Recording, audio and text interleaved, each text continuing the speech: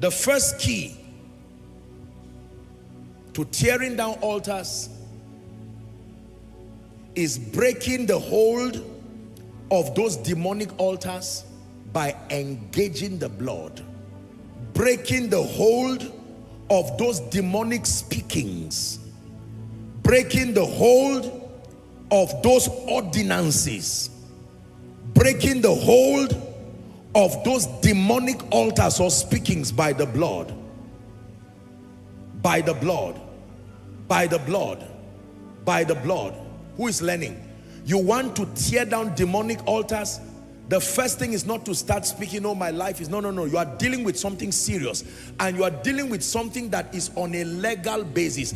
I remember when I was doing Let Them Have Dominion, if you recall, I taught you something that I want to repeat very quickly. Please look at me.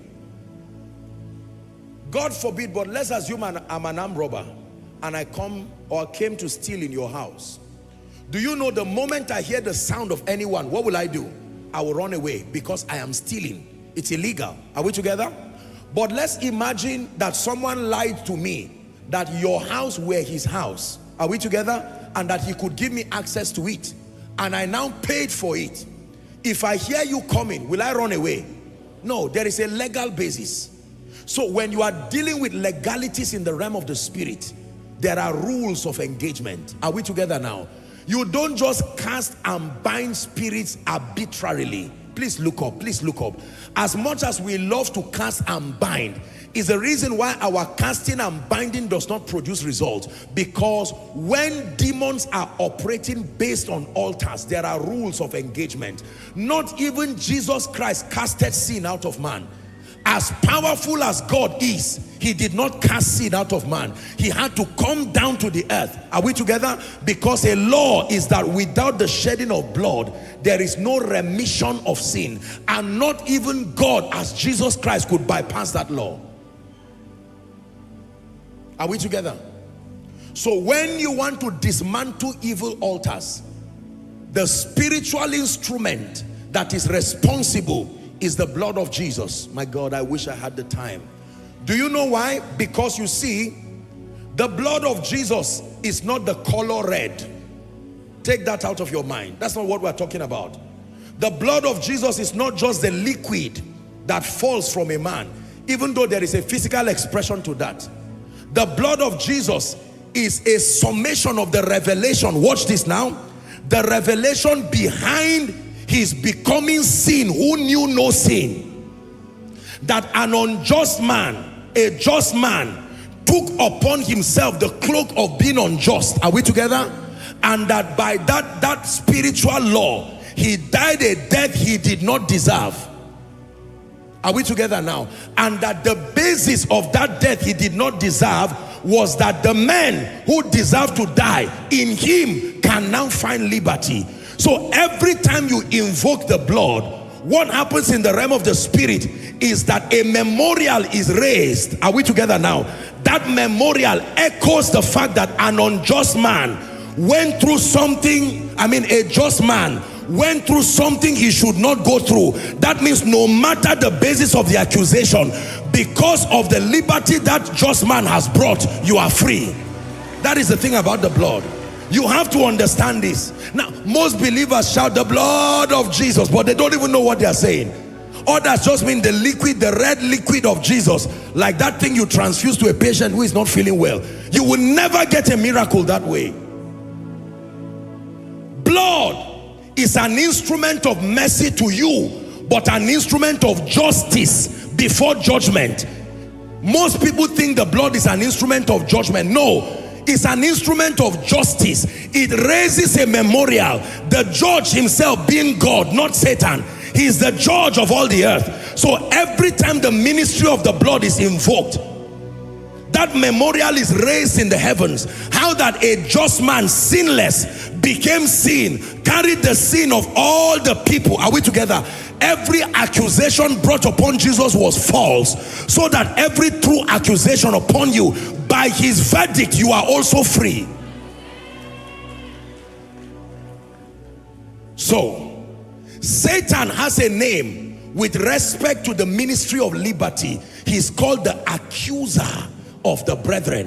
When it has to do with liberty, watch this, he's no longer a thief. Satan is not always a thief. He changes according to what he tries to achieve. When we talk about justice, you have to go to the court, the high court, the very court that the judge, at that point, God does not just sit there as creator, he sits there as judge, the judge of all the earth. The accuser of the brethren comes. Are we together?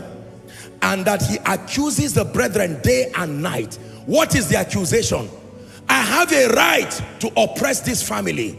The reason is that the grandfather called me through the spirits and the mediums, and he said, empower our farms. In return, I will give you all the female children in this family. And I have maintained agriculture. They have produced all, from their farms. I have maintained my own part. Now a young lady, a young guy, because he came for Koinonia, he's asking me to lose my 150-year-old grip over that family. It does not work that way. Watch this. So if you now come and say, well, I think you must go. No. The system of justice must have a basis. Ask our judicial people. Even when they met out judgment, it is not based on sentiment. According to section this, subsection this is the penalty that follows such a thing. Are we together?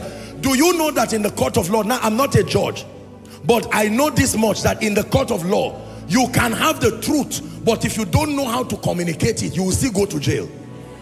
So having the truth is one thing. Knowing how to communicate it in a way that relates to the laws that govern you. Bring forth your strong reasons. Bring forth your strong reasons. Why should Satan take his hands off your life? Because you are tired of him, you are joking. Why should Satan leave your family and your destiny alone? Because you are tired of him? No, sir.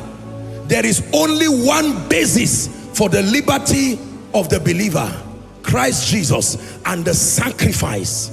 Christ Jesus and the sacrifice. If you bring yourself and your righteousness, the realm of the spirit reminds you that there are three kinds of sin: personal sin, territorial sin, and sin from bloodline. You may be free from personal sin, but how about the territory you are part of? A territory can sin, it is still sin. So when you stand before the judge of all the ages, the basis of that victory is the speakings of the blood.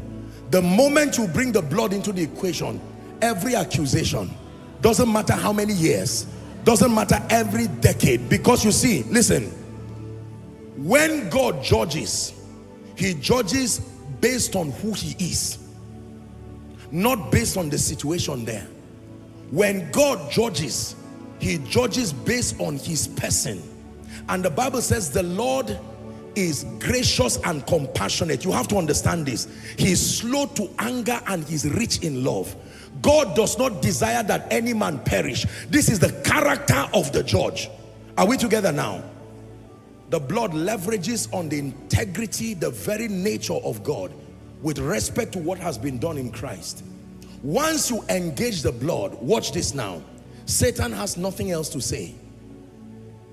Because the basis of Satan's operation is the fact that a human will was part of that negotiation. Are we together now?